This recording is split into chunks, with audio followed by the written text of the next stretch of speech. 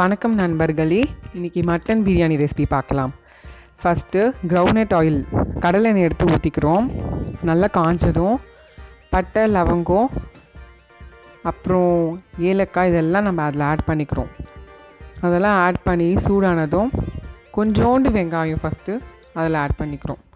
கொஞ்சோண்டு வெங்காயம் எதுக்கு ஆட் பண்ணுறோன்னா, நம்ம ஃபஸ்ட்டு இஞ்சி பூண்டு விழுது தான் நல்லா வதக்க போகிறோம். ஸோ அது அடி பிடிச்சிடக்கூடாதுன்றதுக்காக தான் கொஞ்சோண்டு வெங்காயம் எடுத்துக்கிறோம். இப்போது இஞ்சி பூண்டு விழுது நம்ம இதில் சேர்த்துக்கலாம்.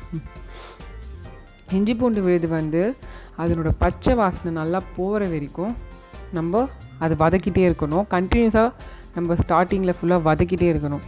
ஏன்னா அது கொஞ்ச நேரம் விட்டாலும் நல்லா அடிப்பிடிச்சி ப்ரௌன் கலரில் மாறிடும். ஸோ அதனால் நம்ம அதை நல்லா வதக்கி விட்டுட்டே இருக்கணும்.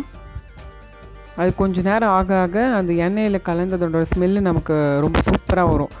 இதுதான் பிரியாணிக்கு மெயினான ஒரு இன்க்ரீடியன்ஸே நம்ம ஆட் பண்ணுறது. ஸோ இஞ்சி பூண்டு விழுது நல்லா வதங்குற வரைக்கும் நம்ம நல்லா ஃப்ரை பண்ணணும். ஒரு லைட் ஆரஞ்சு ப்ரௌன் மிக்ஸ் ஆகி ஒரு கலரில் வர வரைக்கும் நம்ம நல்லா வதக்கணும். ஸோ இதுக்கப்புறம் நம்ம கொஞ்சம் நெய் ஆட் பண்ண போகிறோம். நெய் நம்ம ஃபஸ்ட்டேவும் ஆட் பண்ணிக்கலாம், இல்லை இந்த ஸ்டேஜ்லேயும் ஆட் பண்ணலாம். நெய் ரொம்ப ரொம்ப உடம்புக்கு ரொம்ப நல்லது. ஸோ காரம் அதிகமாக நம்ம போட்டாலும் நெய் நமக்கு குளுமை பண்ணும் உடம்புக்கு. அடுத்தது ஆனியன், வெங்காயம், மீதி இருக்க ஆனியன் எல்லாம் போட்டுட்டு நம்ம நல்லா வதக்கணும். நல்லா ஒரு பேஸ்ட் மாதிரி ஆகிற அளவுக்கு நம்ம நல்லா வதக்கி விடணும். வெங்காயம், தக்காளி, இஞ்சி பூண்டு விழுது இது 3 நான் ஃபஸ்ட்டு நல்லா வதக்கி விட்டுடணும். வெங்காயம் போட்டு அது நல்லா வதங்கினதுக்கப்புறம் தான் நம்ம நெக்ஸ்ட்டு தக்காளி ஆட் பண்ண போகிறோம். ஸோ இப்போ நல்லா வதங்கியிருக்கு பாருங்கள். அடுத்து தக்காளி எல்லாமே நல்லா பெருசாகவே நம்ம கட் பண்ணி வச்சுக்கலாம். ஸோ பிரியாணிக்கு குட்டி குட்டியாக கட் பண்ணணும்ல எதுவுமே இல்லை, நல்லா பெருசாகவே நம்ம கட் பண்ணி ஃப்ரை பண்ணலாம். நல்லா வதக்கி விட்டுடுங்க.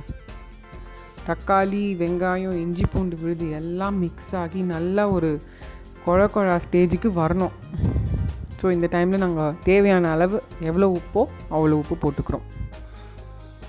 இப்போ உப்பு போட்டதுக்கப்புறம் இது இன்னும் நல்லா வதங்க ஆரம்பிச்சிரும். நல்லா பேஸ்ட் மாதிரி வந்துடும் நமக்கு.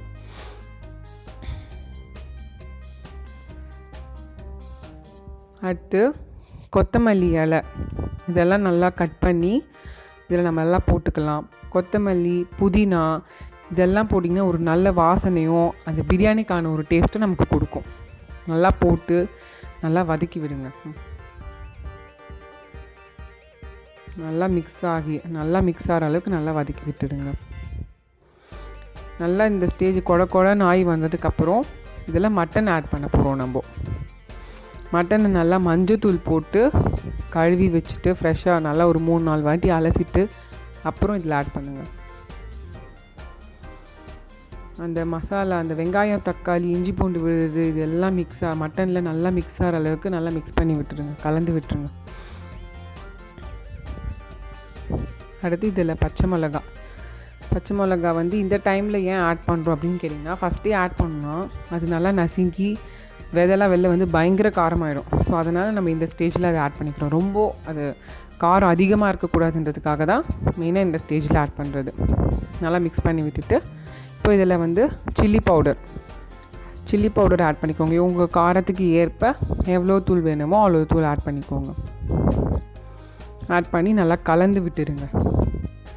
அந்த மட்டன் எல்லா இதுலேயும் நல்லா மிக்ஸ் ஆகணும். அந்த அளவுக்கு நம்ம நல்லா கலந்து விடணும்.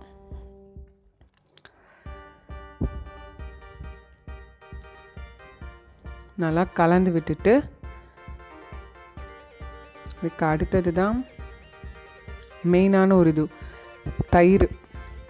தயிர், இந்த மிளகாத்தூள் இதெல்லாம் சேர்ந்து இது ரெண்டும் சேர்ந்தால் தான் நமக்கு பிரியாணியோட டேஸ்ட் அப்படிங்கிறதே நமக்கு கிடைக்கும். ஸோ அதனால் தயிர் ரொம்ப ரொம்ப முக்கியம் பிரியாணிக்கு. அதை நம்ம ஆட் பண்ணிக்கலாம். நல்லா மிக்ஸ் பண்ணி நல்லா கலந்து விட்டுருங்க. இந்த ஃபுல்லாக அந்த மட்டனில் இந்த தயிர், மிளகாத்தூள் எல்லாம் மிக்ஸ் ஆகி நல்லா ஊறும்.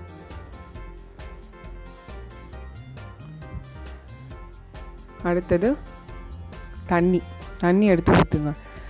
தண்ணி வந்து நம்ம இப்போ செய்ய போகிற பிரியாணி 1 கிலோ பிரியாணி எடுத்துக்கிறோம், 1 கிலோ அரிசி 1 கிலோ அரிசி எடுத்துக்கிறோம். ஸோ தண்ணியோட அளவு எப்படி பார்க்குறீங்கன்னா, 1 டம்ளருக்கு நீங்கள் அரிசி எடுத்து இது பண்ணுறீங்கன்னா 2 டம்ளர் அளவுக்கு நம்ம தண்ணி ஊற்றணும். ஸோ அது நீ அளந்து எல்லாம் எடுத்து வச்சுக்கோங்க. இப்போது மட்டன் வேகிற அளவுக்கு ஃபஸ்ட்டு நாங்கள் தண்ணி ஊற்றி வச்சுக்கிறோம். அப்புறம் இதை க்ளோஸ் பண்ணி மூடி வச்சுருங்க. மூடி 6 விசில் வந்துட்டு அதுக்கப்புறம் நிறுத்திடுங்க. 6 விசில் வரைக்கும் வந்து நிறுத்திடுங்க. அப்புறம் ஓப்பன் பண்ணிவிட்டு நல்லா கொதிக்கிற போது நம்ம பிரியாணி அரிசி, ஜீரக சம்பா அரிசி தான் நாங்கள் எடுத்துருக்கோம். ஜீரக சம்பா அரிசி நல்லா கழுவி ஊற வச்சுருக்கோம்.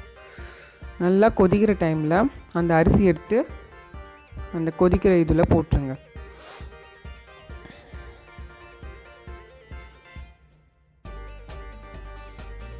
போட்டு லைட்டாக இதை கலரி விடணும்.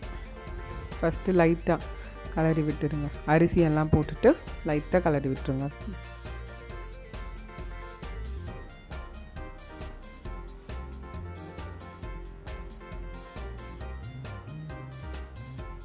நல்லா கொதி வந்து அது லைட்டாக வேக ஆரம்பிக்கும். நல்லா கொஞ்சம் கொஞ்சமாக அரிசி வந்து மெதுவாக வேக ஆரம்பிக்கும். இப்போ இந்த ஸ்டேட்டில் பாதி வேக ஆரம்பிச்சிச்சு, பாதி வெந்திருக்கு லைட்டாக. இந்த டைமில் வந்து ரொம்பலாம் கலரக்கூடாது. கலரிட்டிங்கன்னா பிரியாணி குழஞ்சிரும். ஸோ அந்த மாதிரி நம்ம கலரக்கூடாது. மெதுவாக கலரிட்டு விட்டோன்னா இப்போ பர்ஃபெக்டாக ஒரு ஸ்டேட்டில் வந்திருக்கு பாருங்கள். இந்த டைமில் நம்ம லெமன் பிழிஞ்சு விடணும். 1 கிலோ அரிசிக்கு 1 லெமன் ஃபுல்லாக எடுத்துருக்கோம். கொட்டை இல்லாமல் நல்லா பிழிஞ்சு விட்டுட்டு கொட்டையெல்லாம் வந்து சுத்தமாக ரிமூவ் பண்ணிடுங்க. ரிமூவ் பண்ணி விட்டுட்டு இப்போது இந்த பிரியாணியை அந்த லெமனோட ஜூஸ் எல்லா இடத்துக்கும் பரவுற மாதிரி கலரி விட்டுருங்க. இப்போ பிரியாணி முக்கால்வாசி வெந்துருச்சு. இந்த டைம் வந்ததுக்கப்புறம் அந்த லெமன் ஜூஸ் ஃபுல்லாக மிக்சர் அளவுக்கு கலரி விட்டுட்டு நல்லா டைட்டான குக்கர்னால் அந்த குக்கர் மூடி போட்டு மூடிடுங்க.